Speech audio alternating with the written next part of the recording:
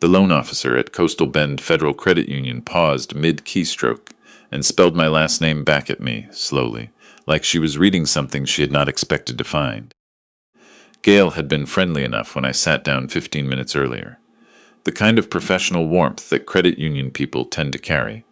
A little more personal than a bank, a little more careful. I had driven 40 minutes from Refugio that Tuesday morning in July to apply for a personal loan, $9,000.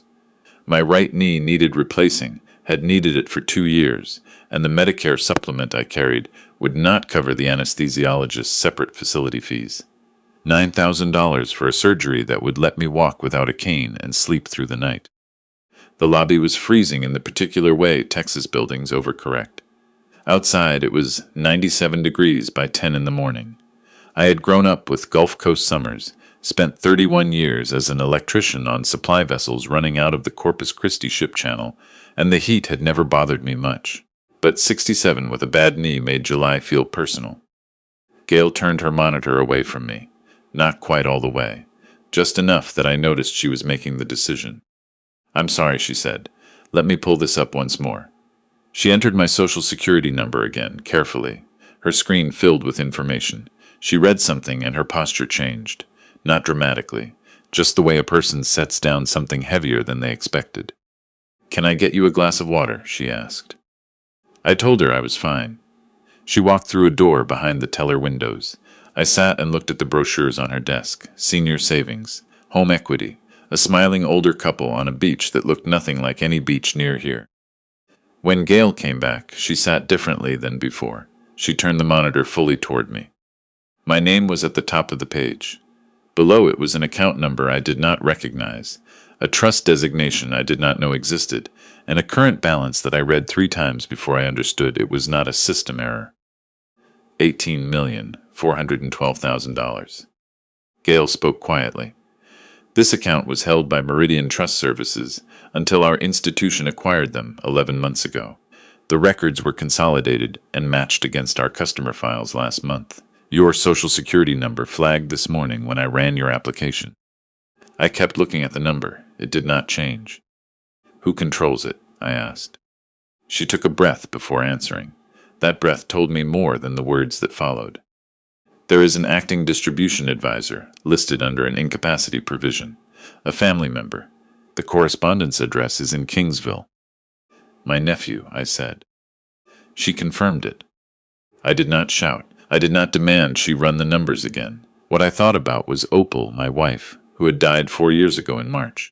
I thought about her father, Denton Hargrove, who built Hargrove cooling systems from a welding shop outside San Antonio into a company with refrigeration contracts across 4 states, and sold it to a national chain the year before Opal and I got married. She owned shares in the settlement. She called them sleeping money. "They're for whatever we need when we're old," she used to say. Not for showing off. For using. My nephew Rowan had been telling me for 4 years that the portfolio had underperformed, that the estate taxes and attorney fees had consumed most of what was left, that we had to be careful.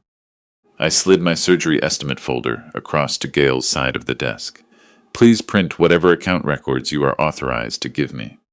She studied me for a long moment. "Is there someone you can call who is safe to be with right now?" That word, safe, did something to my breathing. Why would I need to be somewhere safe? She turned the screen toward me and pointed to a notation logged that same morning by the Trust Intake Department. A petition for emergency guardianship had been filed the previous day, citing progressive cognitive decline, inability to manage financial affairs, and unsafe living conditions. My nephew had filed paperwork asking a court to declare me incompetent. On the same day I walked into a credit union and found the fortune he had been managing without telling me for 4 years. I buttoned my left cuff, which had come undone. "Please do not call him." The trust department may be required to notify the distribution advisor when a beneficiary requests documentation. I understand. I just need you to follow your rules precisely and in order. For the first time since she had turned that monitor toward me, a little warmth came back into her expression. I can do that. The truck was parked under a live oak at the edge of the lot. I sat with the engine running and the air conditioning going and watched a grackle work its way along a concrete divider. The temperature gauge on the dash read 98. My first instinct was to call Rowan. That instinct shamed me as soon as I recognized it, because it meant the conditioning had worked. 4 years of it. When a prescription got denied, I called Rowan. When the property tax bill looked different, I called Rowan. When my debit card stopped working at the HEB, Rowan explained he had moved funds to protect against fraud. He was 41, patient when it served him, and very good at making management feel like devotion. Opal died on a Wednesday. I did not eat a real meal for 11 days afterward. The grief that came was not the kind you see in movies. It was quiet and specific. I could not open her cabinet in the bathroom. I could not move the reading glasses she left on the kitchen table. I missed 3 post-surgery follow-up appointments after my hip replacement in May because getting dressed felt like climbing something with no top. Rowan drove from Kingsville that first weekend and stayed for 3 days. He paid the utilities stacked on the counter. He made the phone calls I could not make. When he laid a legal pad in front of me and said he wanted to help manage things while I was still recovering, I signed a financial power of attorney while my neighbor sat as a witness. The document was supposed to expire after 90 days. After I recovered, Rowan kept helping. At first, he showed me statements. Then the paper statements stopped. He said everything was online now, and that the portals were full of scams targeting seniors. I should have felt insulted. Instead, I heard concern, because I wanted to hear it. I found Thad Burgess in my contacts. He had drafted my will and Opal's, and handled the initial trust paperwork with her father's estate attorney. I had not spoken to him since his condolence call after Opal's funeral. He answered himself. Thad Burgess. Thad, it's Hollis Caldwell. He was silent long enough that I thought the call had dropped. Hollis, he said finally, where are you? Parking lot of Coastal Bend Federal Credit Union. I'm alone. Tell me everything, starting from this morning. I did. I gave him the trust balance, the account number, Gail's name, and the guardianship notation. He did not interrupt until I said Rowan was listed as distribution advisor. Do not go home yet, he said. My house is fine. In July in South Texas, a house without a working air conditioner is not fine, and if your AC unit has been tampered with, Rowan's petition will use it as evidence whether it happened naturally or not. You think someone touched the unit? I think we document everything before Rowan knows what we know. And Hollis, I need to ask you something. Did you ever ask me to stop representing you? No. He was quiet again. About 3 years ago, I received a letter on what appeared to be your letterhead. It said you had retained new counsel and asked me not to initiate further contact. I called twice. Rowan said you were sleeping. I mailed a certified letter. It came back refused. Recipient declines. I never wrote any letter to you. I know that now, he said. Come to my office. Thad's office had not changed since the last time I sat in it. The same framed map of the Texas coast behind his desk. The same smell of old paper and window unit air conditioning. He locked the door after me and made coffee with a machine on top of the filing cabinet. His hands were steadier than mine, which helped me work on holding mine still. He opened a fireproof drawer and removed a binder. Opal Renee Hargrove Caldwell Family Trust was typed on the tab. Seeing her maiden name beside the married one made the back of my throat ache in a specific, familiar way. Opal's father had created the trust to hold the family business proceeds after the sale. When Opal inherited her share, she declined to spend the principal. She reinvested dividends, added to it slowly over 20 years, and left instructions that it exist for my comfort and security during my lifetime. At my death, any remainder would flow to charitable causes she had designated. No family member on my side was named as a beneficiary. Rowan had no legal right to this money. He only had the role he had arranged for himself through an incapacity provision requiring 2 independent physician certifications. One letter was from my orthopedic surgeon, Thad told me, written 6 days after my hip replacement. It described me as temporarily unable to manage complex financial decisions while using narcotic pain management post-surgery. The word temporarily appeared twice. And the second letter. From a neurologist, Dr. Clarence Ames.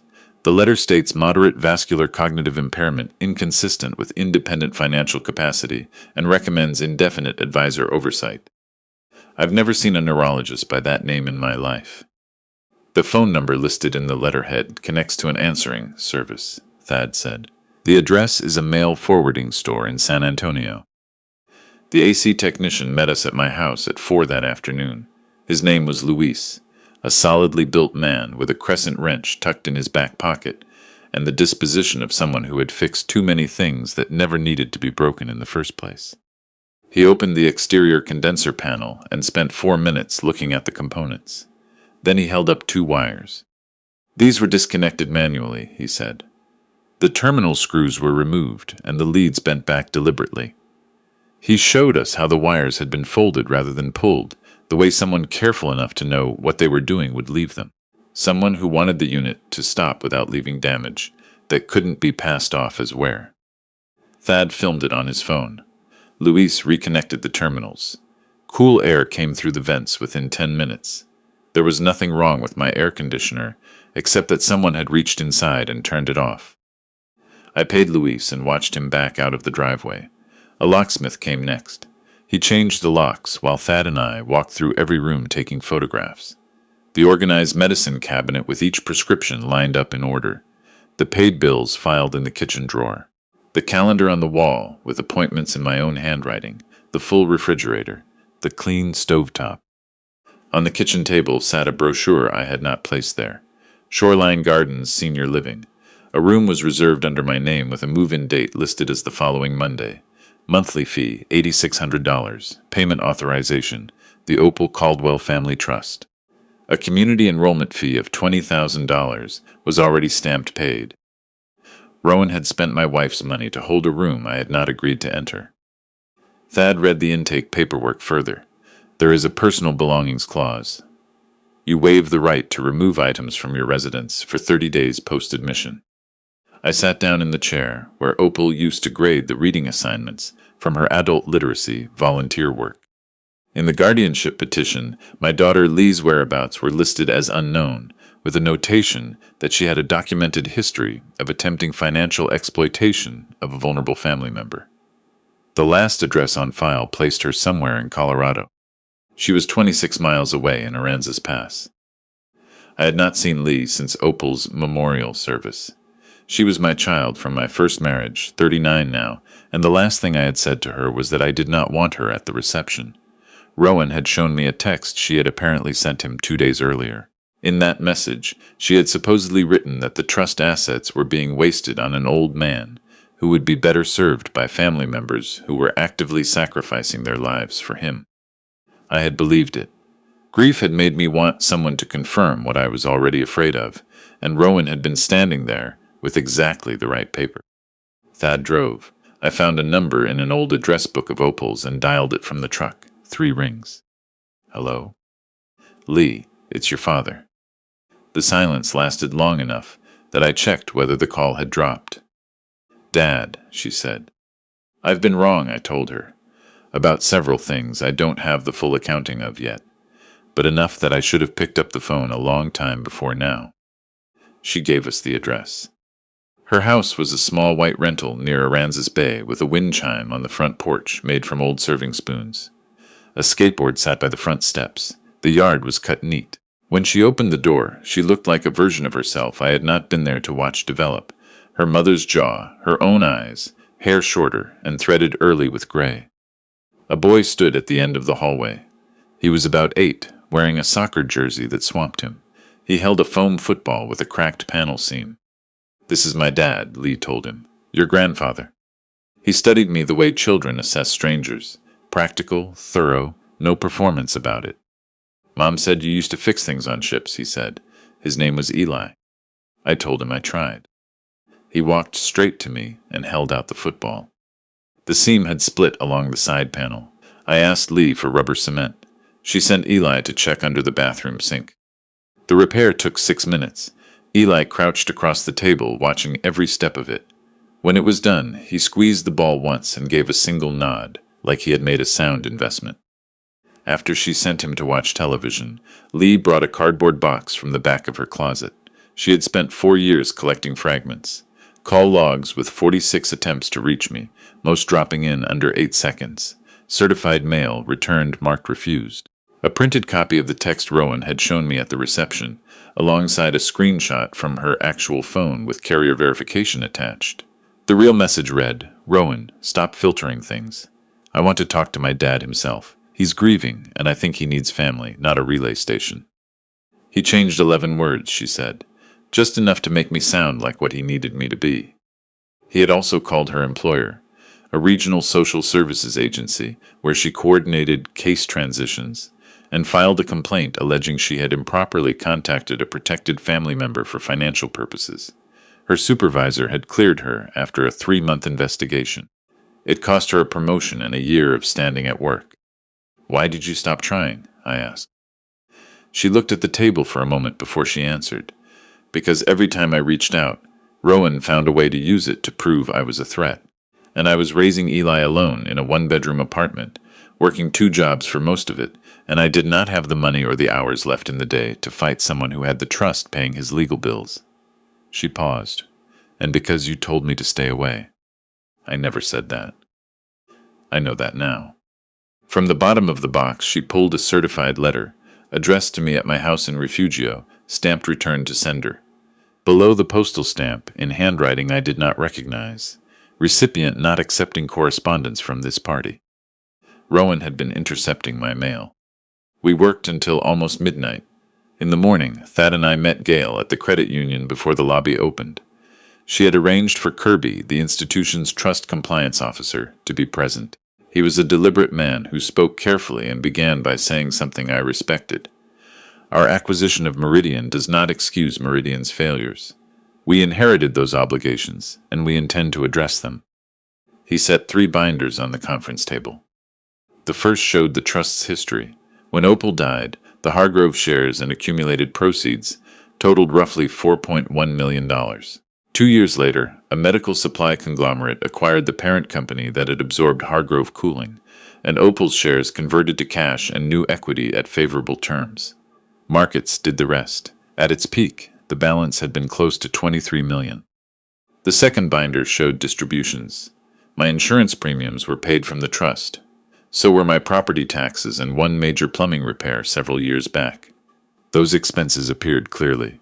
Buried beneath them were others I had never seen or authorized. Coastal Care Partners, a company registered to Candace, had received $26,000 a month for the previous 38 months. More than $980,000 total, described in the documentation as ongoing beneficiary care, coordination, and wellness management. A Kingsville contractor had been paid $114,000 for what the invoices called resident safety upgrades to my property. My property had no upgrades I could identify. A private membership club in the Hill Country had received $62,000 across 2 years, described as therapeutic recreation access for a beneficiary presenting with social isolation risk. Rowan and Candace had taken their family to the Hill Country on my wife's money. The third binder contained a proposed transaction submitted 6 days earlier. VDM Property Holdings had agreed to purchase a former roadside inn outside Kingsville for conversion to a senior assisted living facility. Purchase price, $3,600,000. An independent appraisal requested by the compliance team the previous afternoon had estimated fair market value at $1,800,000. Rowan planned to buy a property worth half the asking price from an LLC whose registered agent was Candace's brother, using my wife's trust as the funding source. And the room reserved at Shoreline Gardens was meant to house me there, with the trust paying occupancy fees throughout the conversion and indefinitely afterward. "This is why he filed when he did," Thad said. The purchase was scheduled to close. Before the end of the week, Kirby confirmed. An emergency guardianship order would have given Rowan legal authority to override my objections as the named beneficiary. Without it, my appearance at this credit union triggered an internal fraud review that placed a hold on the entire transaction. My phone had been buzzing since that morning. Rowan had called 5 times and sent a text. "Dad, I know you spoke to someone at the bank. You're getting incomplete information. Come to dinner Saturday. Let me explain everything." I accepted.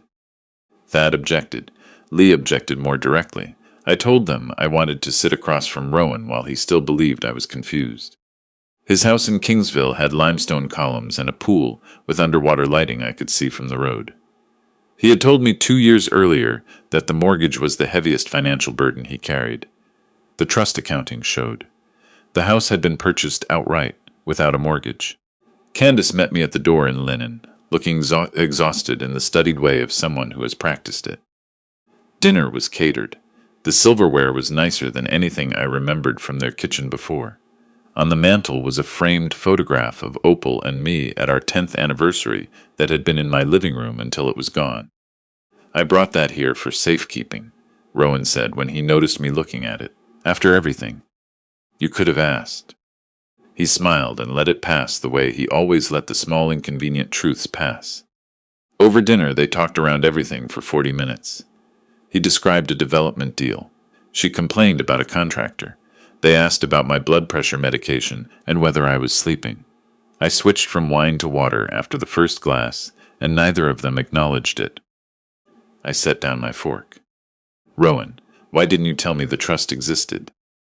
He glanced at Candace, then back at me. "You weren't in a condition to manage it, after what you went through. That was 4 years ago. Your condition hasn't progressed the way we hoped it would.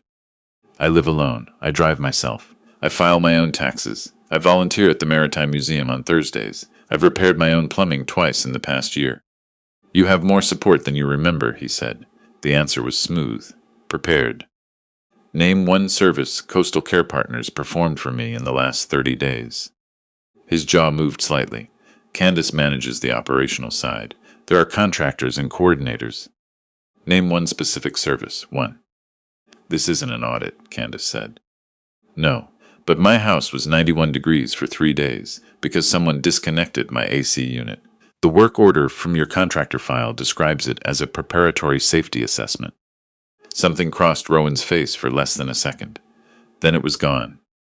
"I had nothing to do with any of that," he said. After a silence that stretched past comfort, he leaned forward and lowered his voice. "I understand this looks wrong from where you're standing, but I've spent 4 years keeping your life from falling apart. If you go to court over this, the attorneys will spend whatever's left fighting each other. Lee will resurface and drain the rest. Sign the care authorization, the property management agreement, and the Shoreline Gardens intake form tonight, and I will make certain you are comfortable for the rest of your life."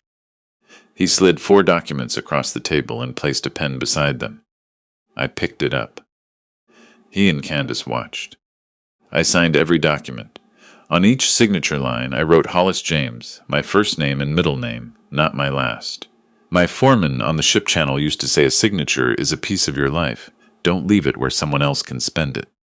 A document signed with a false name is unenforceable in Texas, which I knew from a contractor dispute I had fought in county court in 1998. The signature looked correct from across a dinner table. Every page was void. Rowan gathered them immediately.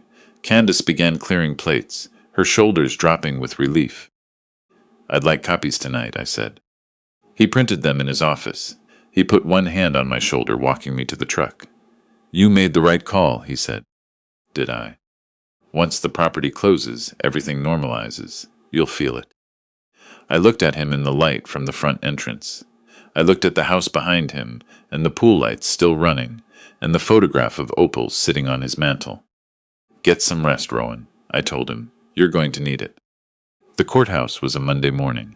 The gallery was full by 8:30. A sketch artist sat in the second row.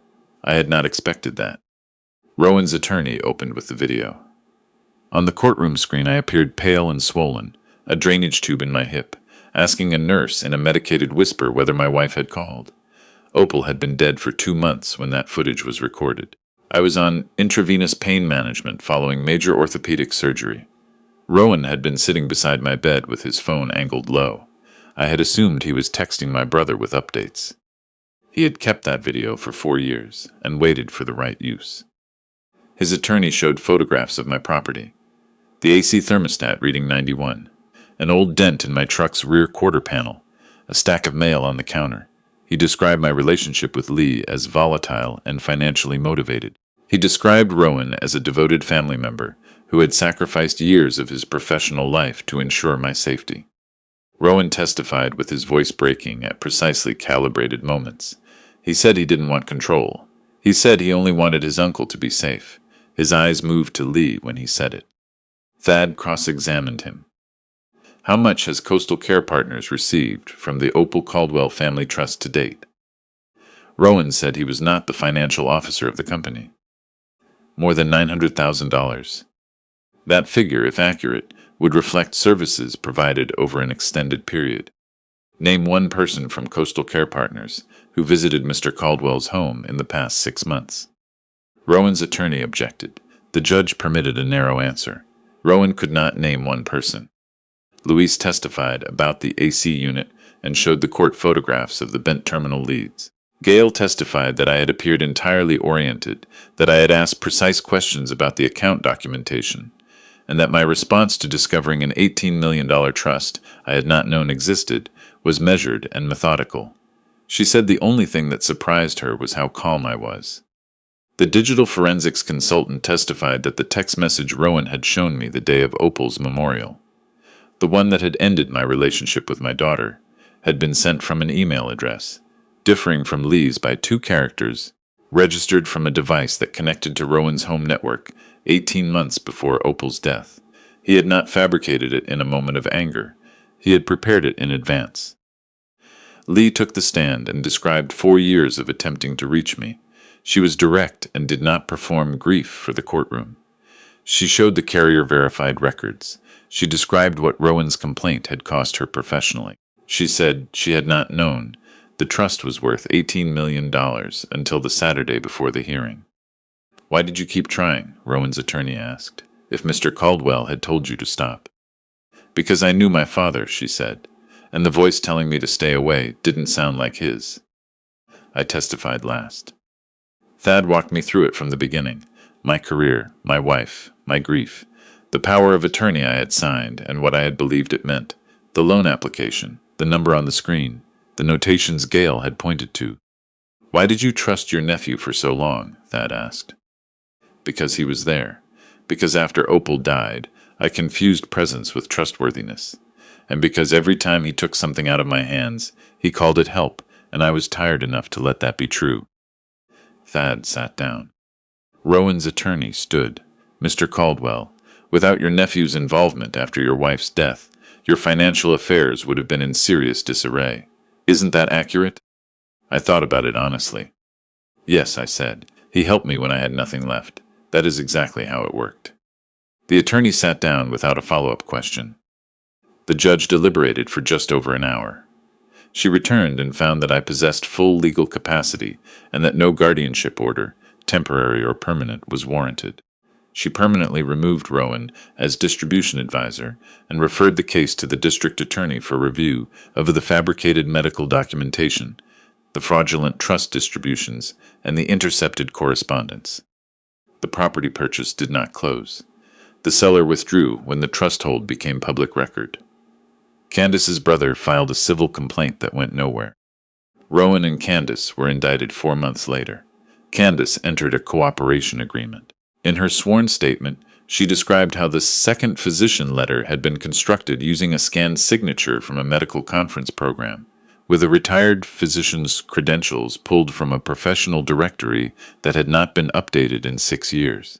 She testified that Rowan had directed every trust request, and that she had signed the monthly care reports based on information he provided without independently verifying any of it. She served 19 months in federal custody and completed restitution payments from the remaining Coastal Care Partners accounts. Rowan rejected the first plea offer. He went to trial. The jury heard the dinner recording.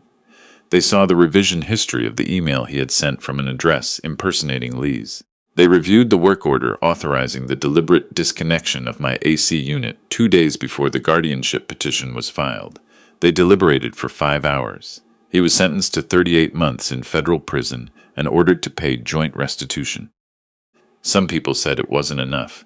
Several strangers sent me emails making this point at some length. None of them had been there when Rowan was 11 years old, and I had driven 3 hours to his school on a Tuesday afternoon because his father was sick, and his mother had called me because there was no one else. None of them knew what I had promised her at her funeral. Justice did not make those things disappear. It made room for them to exist without overruling everything else. I wrote Rowan once a month. For 6 months he did not reply. Then a letter came, one paragraph, no corrections or revisions visible in the handwriting. I kept telling myself the arrangement was temporary, that I'd restore everything before it mattered. The truth is, I liked being the person nobody could get around. I liked it more than I knew. I'm not asking you to forgive me. I don't think I've earned the right to ask. I just wanted you to know that I understand what I took from you. Not the money, the years. I held that letter for a while. Then I wrote back 3 sentences. I told him to use his time purposefully. I told him I still thought of his mother and what she had asked me to be for him. I told him the pier at Port Aransas was still there if he ever wanted to try again someday. Whether he ever would, I did not know, but I was not willing to close a door I hadn't tried to open first. That was one thing 4 years of grief and dependency had taught me. It costs more to close things than people think it does going in. Lee and I rebuilt the way things that actually last get built, slowly, without announcing the work. We did not try to compress 8 years into a single conversation. We started with Tuesday evenings. She and Eli would drive to Refugio, and we would do something ordinary together. Cook dinner, watch the Astros, walk the neighborhood after dark when the heat finally broke enough to breathe outside. Eli developed a theory that my truck was being deliberately held below its actual capability, and spent several weeks gathering data for this argument. I took him to the Maritime Museum on a Saturday in September, and he stood in front of a decommissioned supply vessel for nearly 20 minutes without saying anything, which told me more about who he was than most conversations do. Lee asked me once whether I blamed myself for what Rowan had done. Some, I said. I gave him access because standing up straight was harder than leaning on something after Opal died. That's not the same as making him a thief, but it's not nothing. She nodded slowly. That sounded like something you actually believe. That's the only kind worth saying, I told her. The trust was placed under a 3-person independent committee, a professional fiduciary, a forensic accountant, and an elder law advocate, none of them connected to my family. All distributions above a routine threshold required written review and my personal acknowledgement. I received a complete accounting every quarter and had a standing invitation to ask questions of any committee member directly, without going through an intermediary. I donated $2 million to establish a fund administered through the Regional Bar Association. It paid for independent legal consultations for older adults facing disputed guardianship petitions or suspected financial exploitation. Gail joined the advisory board. Thad agreed to attend quarterly meetings, as long as the coffee was worth driving for. In the spring, I bought a used travel trailer, a 24-foot unit with a reliable hitch, reasonable insulation, and enough floor space for 3 people if 2 of them didn't mind close quarters. Opal had always talked about driving the Texas coast properly, from the Louisiana border all the way down to the Rio Grande Valley, stopping wherever something looked worth stopping for. We had talked about it for years and found practical reasons not to go. I named the trailer Opal's Promise and had the lettering put on the side in the same shade of blue she used to paint the porch furniture. Lee looked at it for a long time when she first saw it. She would have pretended to hate that name, she said. That was my calculation, I told her.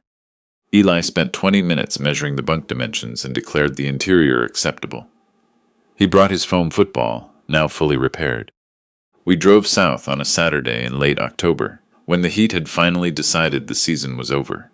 Eli sat in the back with a paper bag of gas station snacks he had negotiated with the seriousness of a labor arbitration.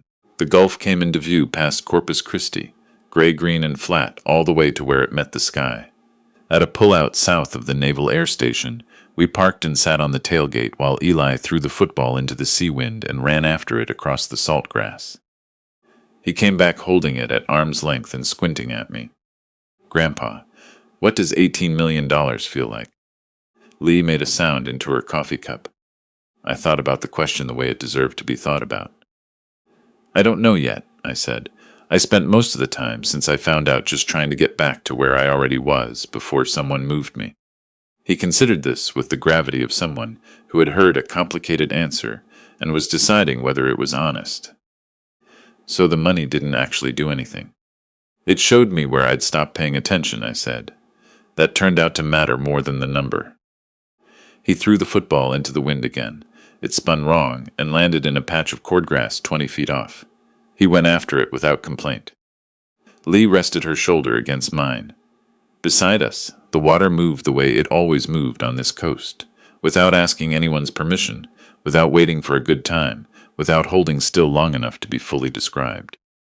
I thought about a Tuesday morning in July, a credit union lobby with the air conditioning going too hard, a loan officer who paused over my name and asked one question that had not been asked in years. Do you have someone safe to call? I had not known the answer then. I had not known, at 67 years old, with 31 years of a trade behind me and a marriage I was still grieving, that the honest answer was no. Now Eli was chasing a football through salt grass in October sunlight, and Lee was pouring the last of the coffee, and the trailer was parked on the Gulf Coast with my wife's name on the side. That was the answer. It had been there the whole time, waiting for me to stop letting other people translate it.